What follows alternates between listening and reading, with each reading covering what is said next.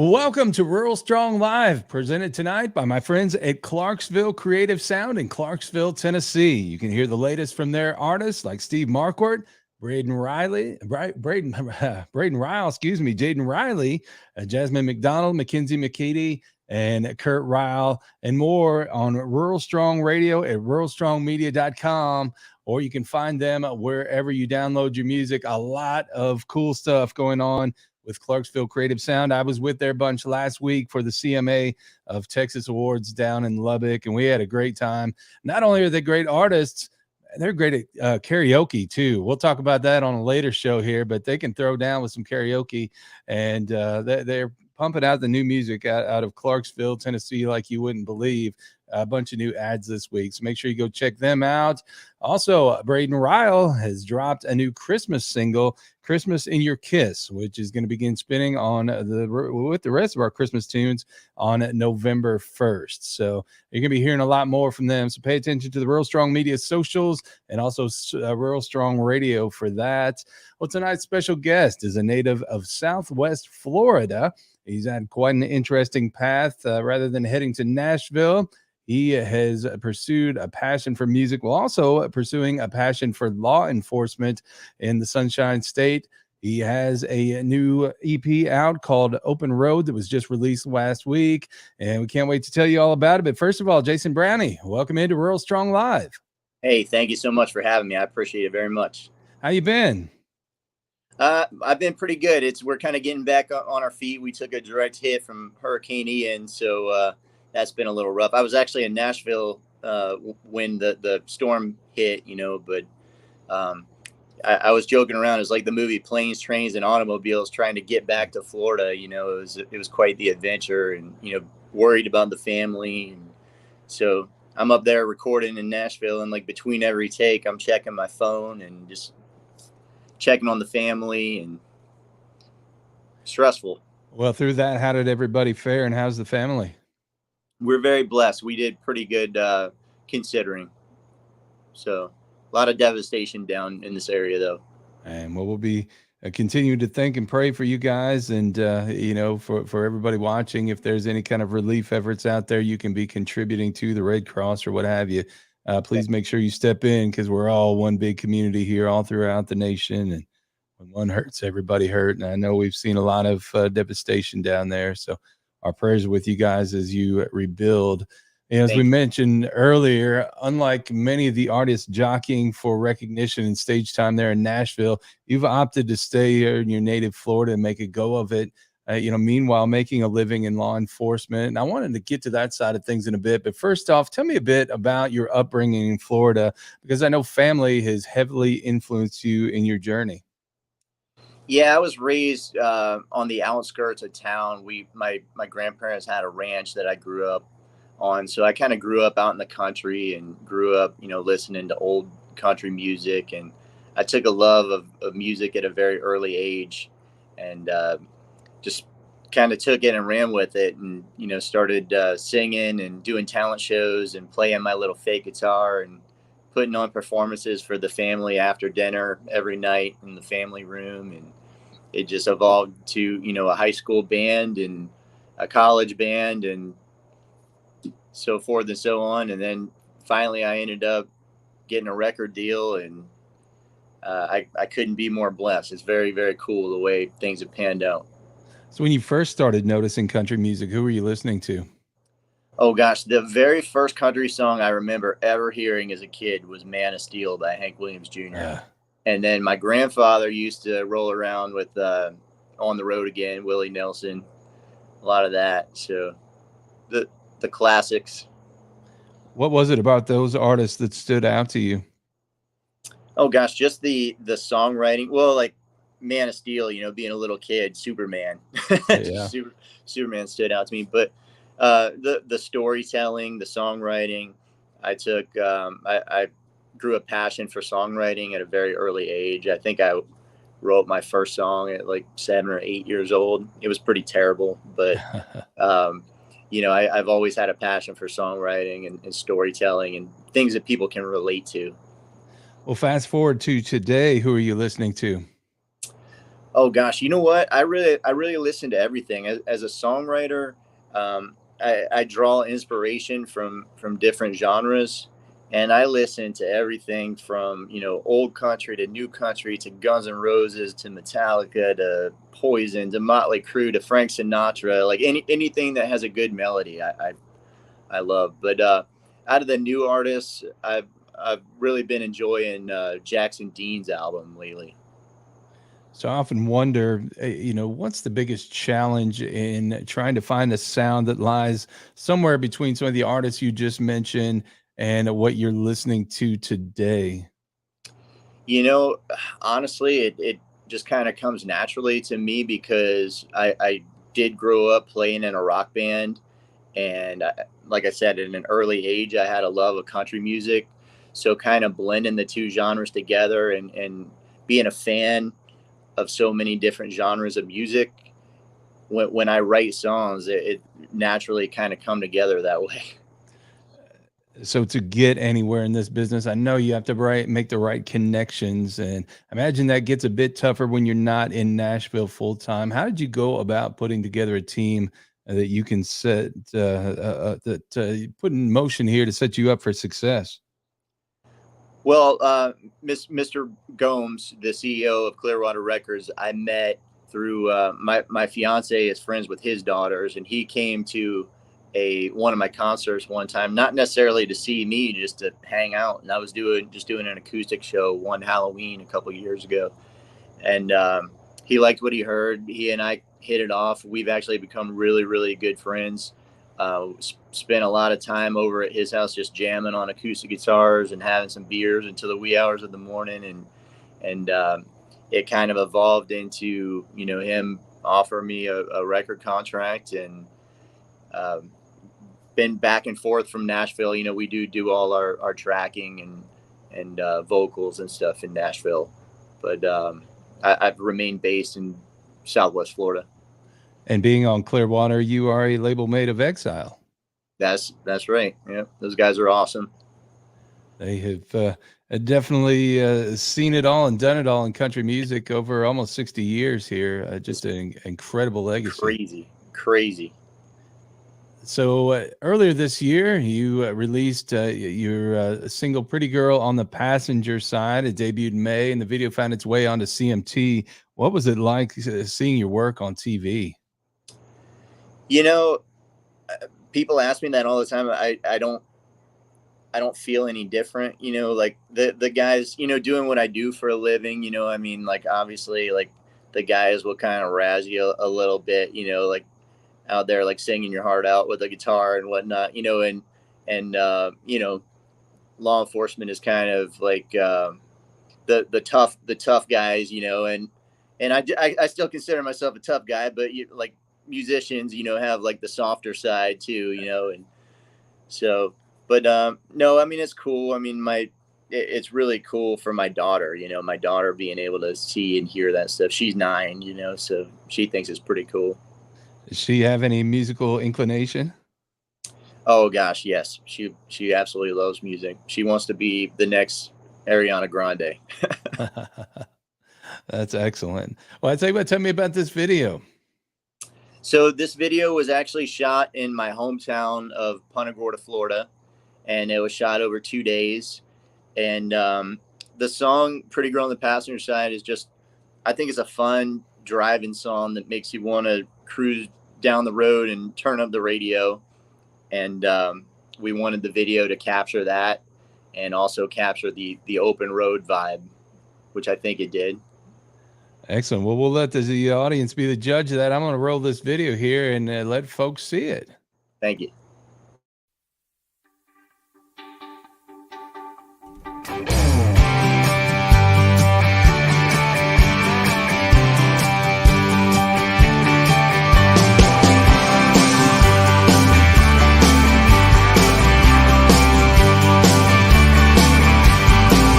An open road, cloud of dust, throttles wide open and my mind's made up. She's a little hard to handle when she gets rammed up, but she taught me a thing or two about love. Yeah, she taught me a thing or two about love. Yeah, she's reckless and high on life. She's a little rebel with fire in her eyes. And I'm rolling down the road of this beautiful life with a pretty girl on the passenger side. With a pretty girl on the passenger side. Look out!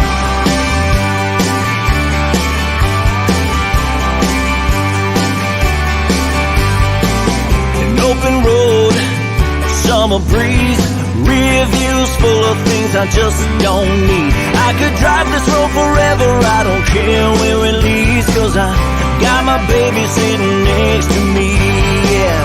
Got my baby sitting next to me.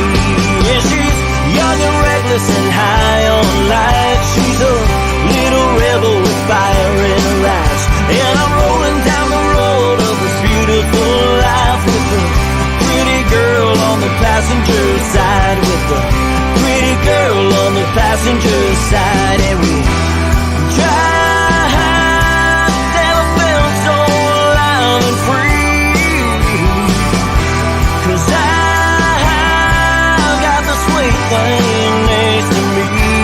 And she loves me like the devil, but she's an angel in my eyes. She's mine, pretty girl on the passenger side. She's the pretty girl on the passenger side. Yeah.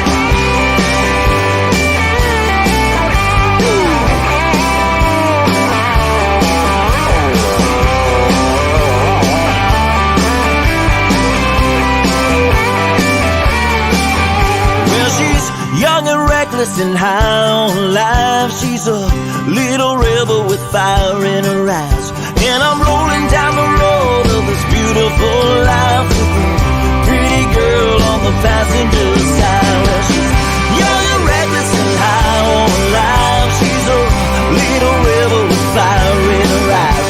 And I'm rolling down the road of this beautiful life with a pretty girl on the passenger side. With a pretty girl on the passenger side.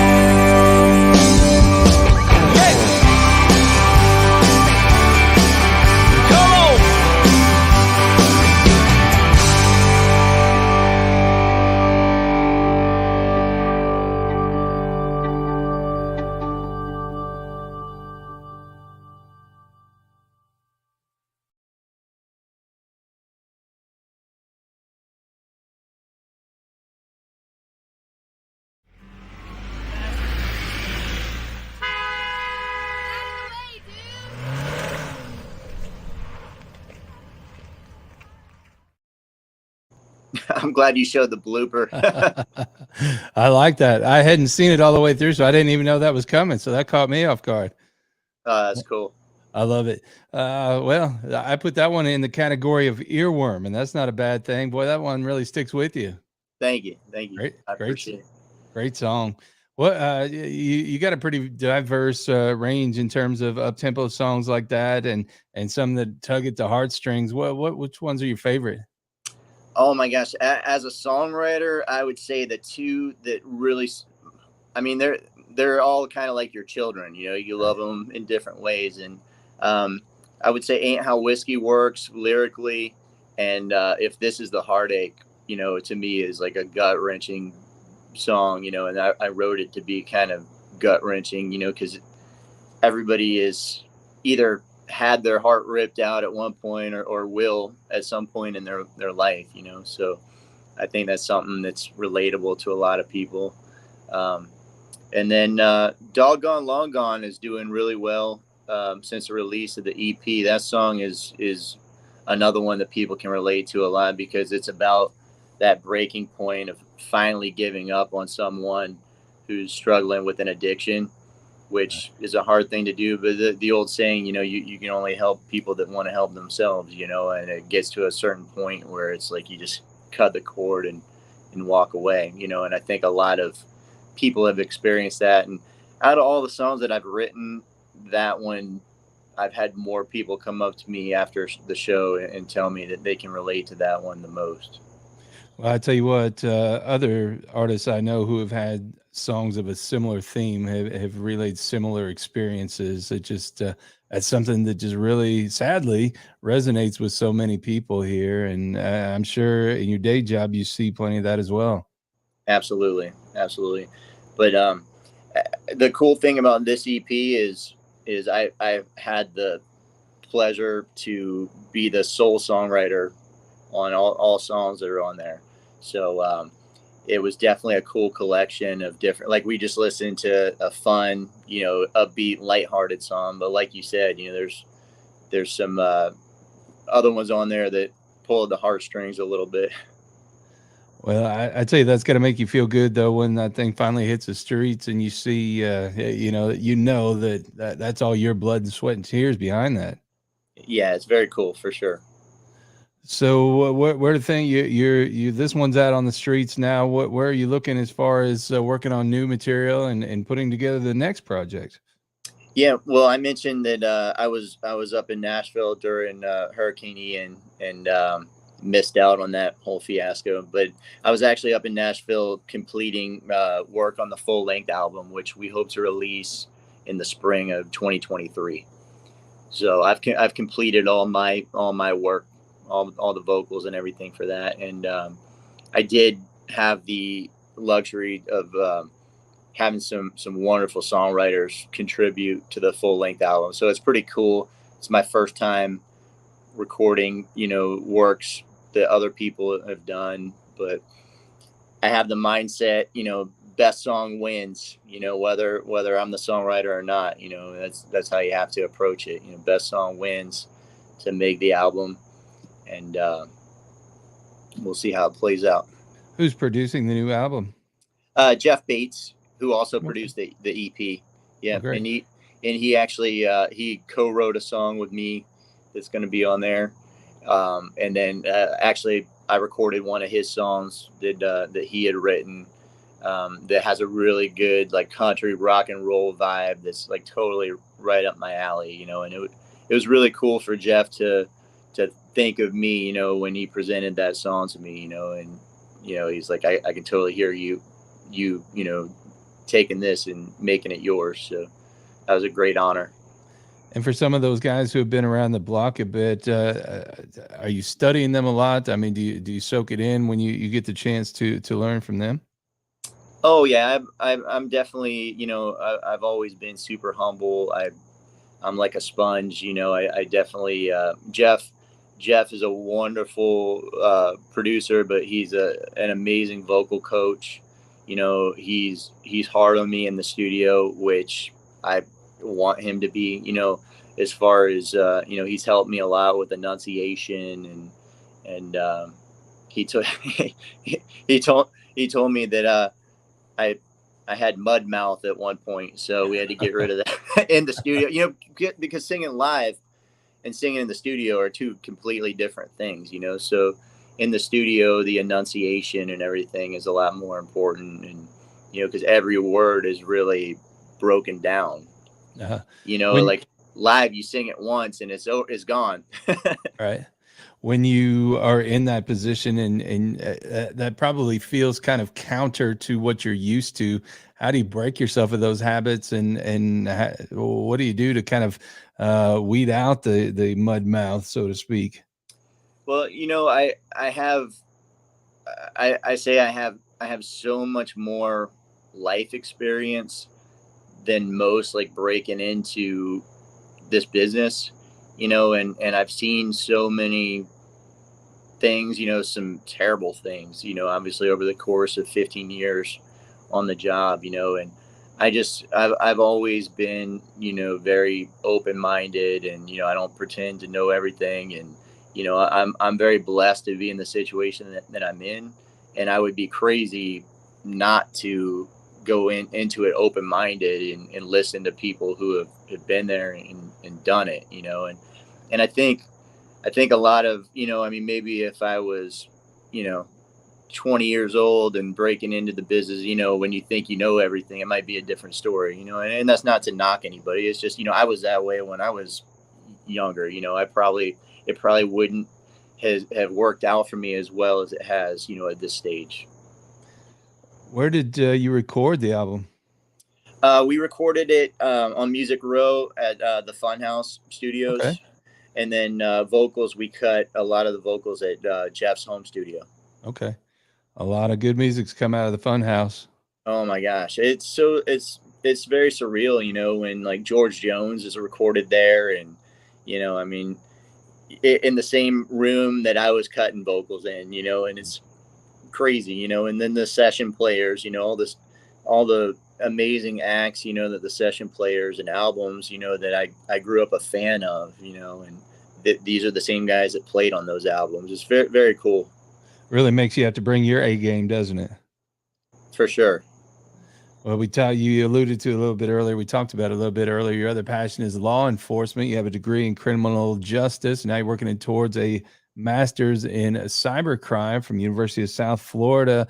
So kudos on that, because there's an increasing number of bad actors out there, and it's great that there's people out there to police that stuff. Tell us a bit about that passion and where that comes from. Well, I will say, unfortunately, the master's degree is kind of on hold right now. Okay. Once I signed the record deal, because I'm burning the candle at both ends, and I definitely, it's very time consuming to pursue the master's degree, and it's something that I can come back to, and I eventually will. But just, I mean, when I got signed, I was kind of thinking I was at the point in my life that I would more than likely break into the industry as a songwriter, if anything, but I got super lucky, and it just, that's all I can say. I'm very blessed. I got very lucky, but I always wanted to have a backup plan, and do something with my life, and be able to support my family and whatnot. So my grandfather, both my grandfathers were in law enforcement. My dad was in law enforcement, and it was something that I took an interest in at a young age. And, I give 110% to everything that I do, so I worked hard and tried to progress, through the ranks. And I'm actually, I'm a watch commander now, which is equivalent to a lieutenant. So that's pretty cool. So you a lot of responsibility with that. You're trying to make a go of this music career, and it's going well. You also have a daughter. How do you balance all this stuff? It's not easy, man. Right. That's for sure. It's not easy. A lot of praying, and just letting things come, and working hard. I mean, when I say let things come, I don't mean, not going out and working for it, but just kind of praying on it and letting things come to me as they will, Right. So what do you do to get away from it all? I mean, do you get time to decompress? What do you have any hobbies or anything like that that you get used to get away from it all? I love weightlifting. I actually have a home gym now, because I don't get out a lot these days with my busy schedule. So I built a nice home gym to be able to train. And like I said, backstage, I just got done riding bikes with my daughter. We went for a little bike ride, and so that was nice. Weather's a little cooler down here tonight, which is nice because it's been brutally hot lately. Right. I tell you where we are in southern Indiana, just across the road from Louisville, Kentucky. We're seeing our first rain here for the first time since really about Labor Day weekend. So, man, that's been a welcome sight. Oh, wow. Well, no. Got plenty of rain in summertime in Florida. It rained all summer. And thankfully, after the hurricane, we went a couple of weeks without rain, so people could kind of get back on their feet and get their roofs covered and whatnot. So that's a blessing for sure. Right. Well, I tell you what, as we talked about earlier, the new EP Open Road was released last Friday. Well, what was the inspiration for the project? Just like I said, just different. I wanted to incorporate as a songwriter a lot of different genres and kind of blend them into one, but it's important to me that I don't want any song to sound the same, so it's a collection of songs that have been written over a long period of time, like Doggone Long Gone and Must Be Summertime. were written probably 10 years ago, you know, and I've been playing them at acoustic shows. So, and then the open road theme is just, you know, it's the opening lyric to Pretty Girl on the Passenger Side, but it kind of has that vibe to it, you know, that it is an open road as far as like the possibilities are endless with, you know, what's to come, or, you know, different experimenting with different genres. And that's why I said in when I did my description for the EP, you know, I feel like it's limitless, you know, where we can go from here. That's excellent. And I tell you, you got a lot of road ahead of you. What's the rest of 2022 looking like, and what can we expect out of you in the new year here? Well, we have a show November 12th with Low Cash and Gary Allen, so that'll be a good one. And unfortunately, we were supposed to open up for Jake Hoot and Rodney Atkins, but those shows were rescheduled due to the hurricane. So, but we do have the one with Gary Allen, Low Cash coming up, and then we're looking at doing a tour in 2023. Excellent. Well, I tell you what, we hope you'll come back when you get closer to that, so we can share more details on that. But for anybody who wants to follow your career, download music or purchase merch or anything like that, where can they go to do that? Yeah, y'all can check me out at jasonbrownie.com or on social media, Jason Brownie Music. I try to stay pretty active on social media. I try to respond, you know, the best I can to fans and people that take an interest in my music, you know, because I mean it when I say I greatly appreciate everything. It's so cool, the amount of support I've had, and, you know, it's very, very humbling. So I appreciate it so much. Well, he's got a lot of great new music out there, so I hope you go and check him out. And again, Jason, I want to thank you so much for taking the time to join us here, and invite you to come back anytime to share that new music with us. Hey, it's been an honor and a pleasure, and I thank you for having me. Very cool. And we want to thank you so much for joining us, and invite you to subscribe to the Tractors and Troubadours podcast, where each week we bring you agriculture industry newsmakers, hot button industry issues, some educational features, and the best in traditional country music. The Tractors and Troubadours podcast can be found at Apple Podcasts, Google Podcasts, Spotify, Stitcher, TuneIn, iHeartRadio, Amazon Music, Deezer, Audible, Odyssey, and the new Samsung Free app. A lot of great places to get that content. So we invite you to come check it out. We're going to have some more Jason's music on the show this week. And if you missed any of this conversation, we'll have that on there as well. We also invite you to check out our website, ruralstrongmedia.com, where we feature Tractors and Troubadours, as well as the Ag Women Strong podcast, blogs, educational features, and Rural Strong Radio, which is our 24/7 streaming internet radio station, which brings you our ag programming as well as traditional country music, a little bluegrass, southern rock, and inspirational music too. Again, the place to find all of that is ruralstrongmedia.com.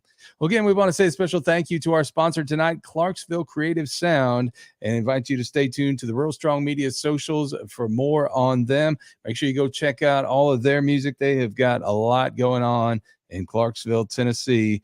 They're putting it right on the map there with Nashville and Muscle Shoals and some of those great recording destinations. So be on the lookout. Well, friends and neighbors, the clock on the wall tells us it's time to get on out of here. So for now, it's Brent Adams. Thank you for joining us tonight for our chat with country music artist Jason Brownie. And don't forget to visit him at jasonbrownie.com.